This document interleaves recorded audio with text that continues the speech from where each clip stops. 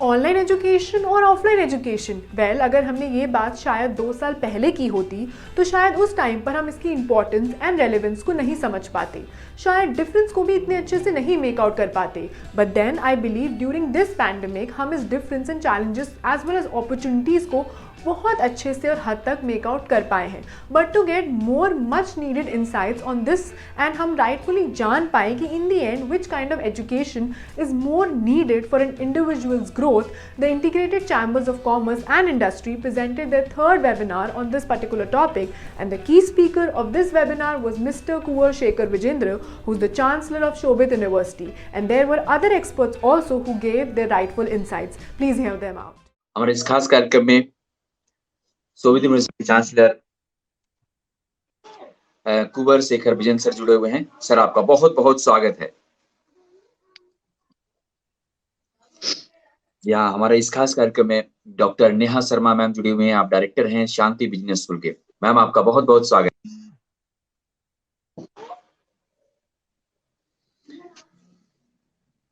जी हाँ, हमारे इस खास कार्यक्रम में दिवाकर भारद्वाज सर जुड़े हुए हैं। आप डीन हैं resource generation and planning and professor GL university. Sir, आपका भी बहुत बहुत स्वागत है। Thank you. जी हाँ दोस्तों, और हमारे इस खास कार्यक्रम में और भी गेस्ट जुड़े हुए हैं, और खास तौर पर हमारे इस कार्यक्रम को मॉडरेट करने के लिए हमने आमंत्रित किया है प्रोफेसर राकेश रंजन सर को। सर, आप वीसी हैं हिमगिरी यूनिवर्सिटी के। सर, आपका भी बहुत बहुत स्वागत है। One thing what I understand that there cannot be any comparison in between these two. Online has its own positivity, has on its own benefits. Offline has its own. So if we look at, if I go again with the versus thing, method of teaching, one is technology oriented, one is human skill oriented. Cost and time, definitely we all understand that cost and time is more saving on online.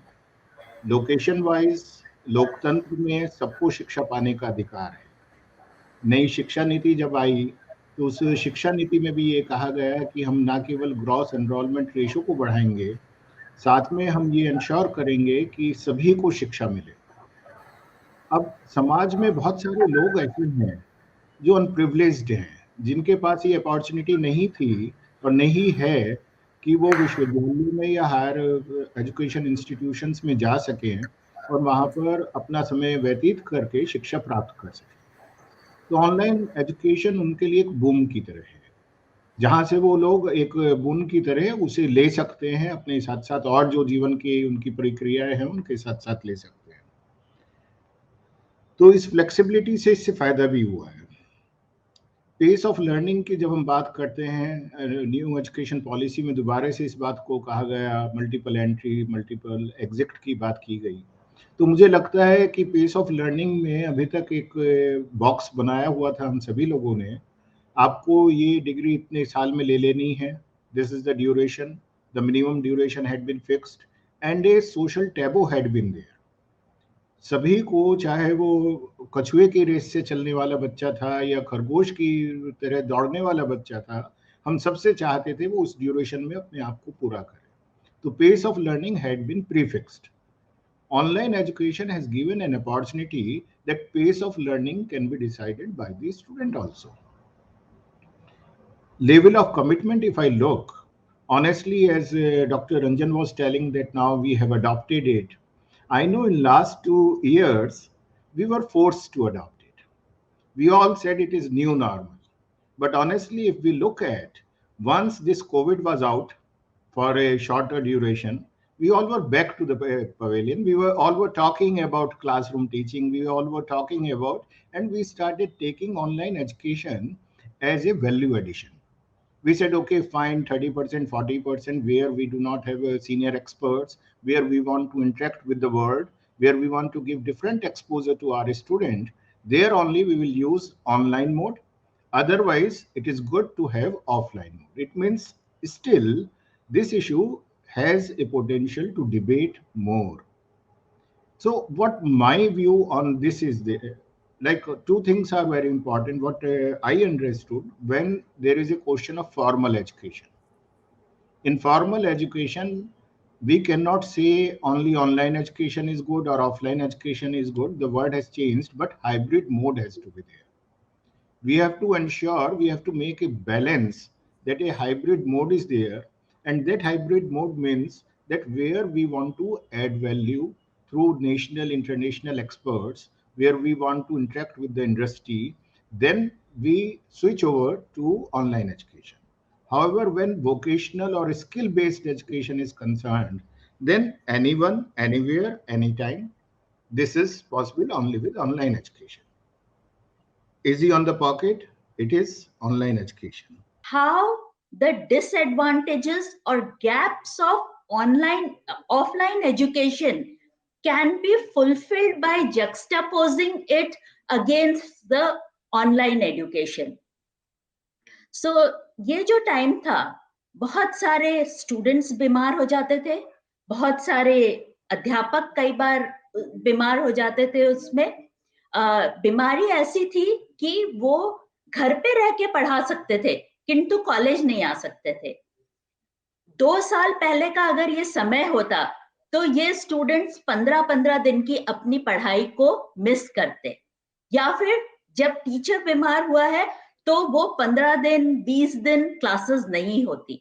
हम सब ने देखा कि pandemic के समय कभी अगर student बीमार हो गए या किसी वजह से अपने पारिवारिक परिस्थिति के कारण वो अगर कॉलेज आके क्लास नहीं अटेंड कर रहे हैं तो भी वो शिक्षा पूर्ण तरह से क्लासेस अटेंड करके whatever is going on in the class, they were part of that. Same was the thing with the teachers. Even if they could not come to the college, they could still deliver. Now, this kind of contingency is not limited to pandemic period only. In regular life also, in a normal life also, there can be circumstances where students are not able to come physically to the classes. So if there is a hybrid mode, they will not miss out on the education that is being imparted. They will not be forced to move out of the ecosystem. They still remain very much the part of the educational ecosystem. And therefore, a hybrid mode is what is the long duration reality of education. In one of the seminars earlier, we have discussed that the government is talking about 50% CEGR. Yes, that's a very good and a primary goal to attain. But more important than that is that the people who enroll, who enter the higher education system, they should also complete and move out. They should not drop out in between. This dropout ratio has to be curbed. And anytime education, anywhere education, education at my own pace, education which gives me the flexibility of time and space is going to be one of the very important tools to ensure that a good CEGR gets converted into a good pass out ratio also. That means a lot of people who enter the system, who use the resources, of time, money, etc., do not go waste just because of some personal circumstances. The other thing that I would like to elaborate here is the point which was brought about academia interface and cooperation. So however much we cooperate with each other, if this cooperation is limited to only physical meetings and only offline mode, it will not bring out the kind of results with which it has been started. The dissemination of the fruits of academia cooperation can be widely dispersed and disseminated only through online medium. So it may originate somewhere in offline medium, but if it has to be dispersed widely, then online mode has to come in.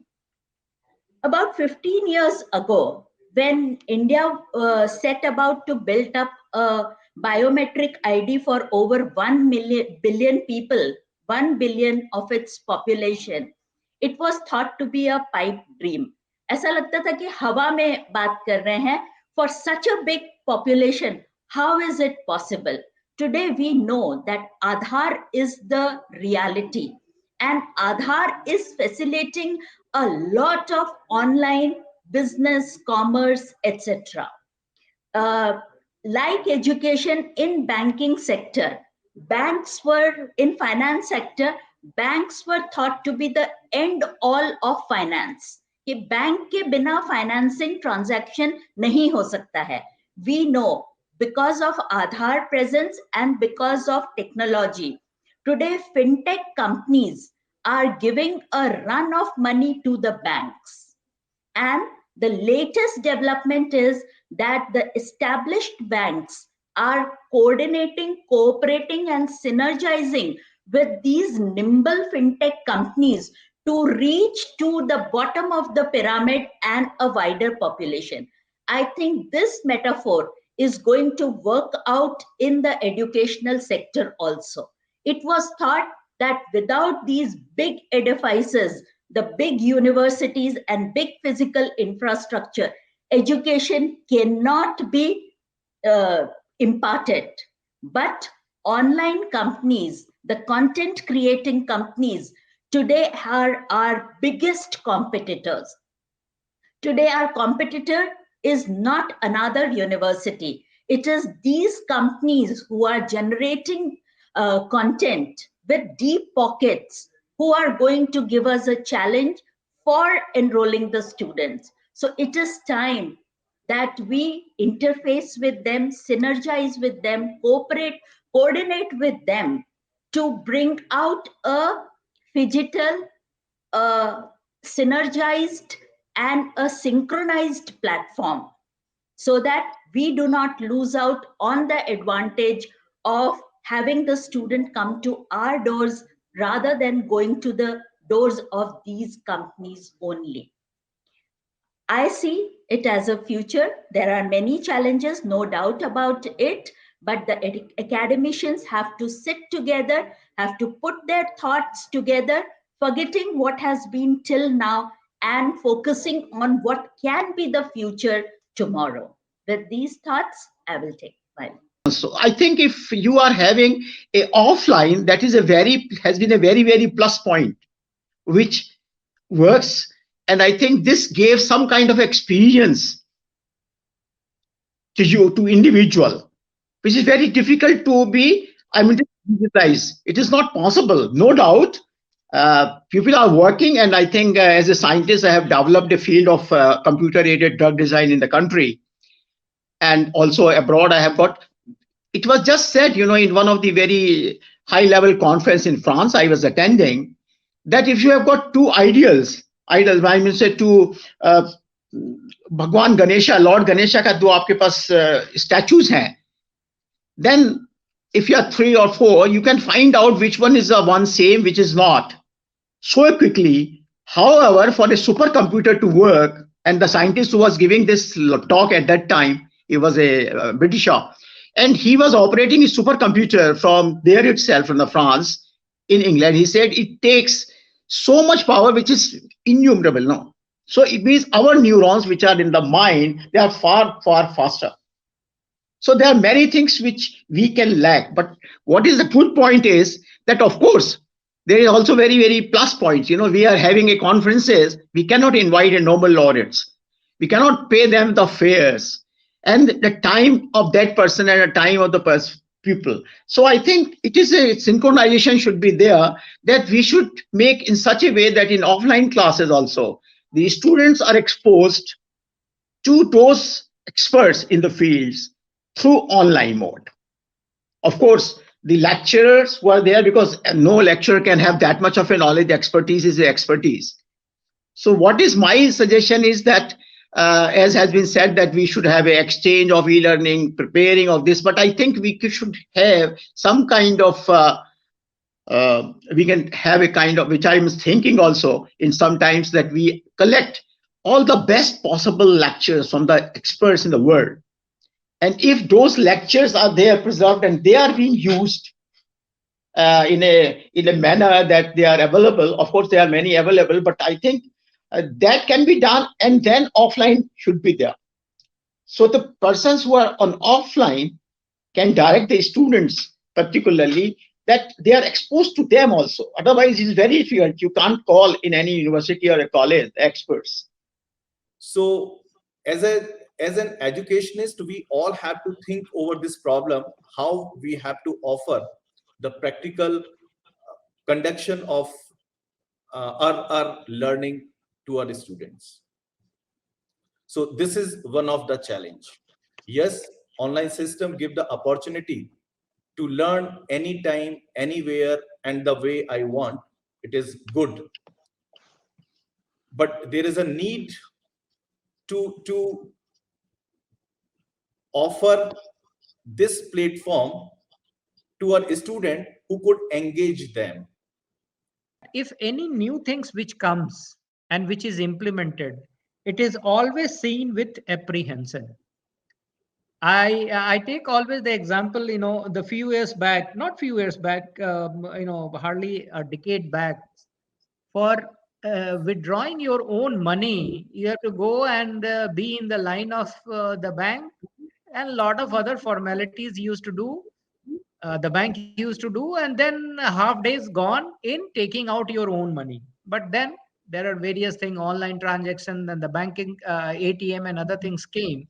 Though there are theft, there are also online fraud. So these things will remain.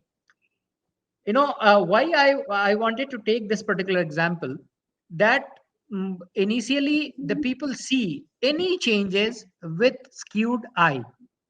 And slowly and steadily, we started adopting it. And we started using its positive aspects, though negative aspects will always remain.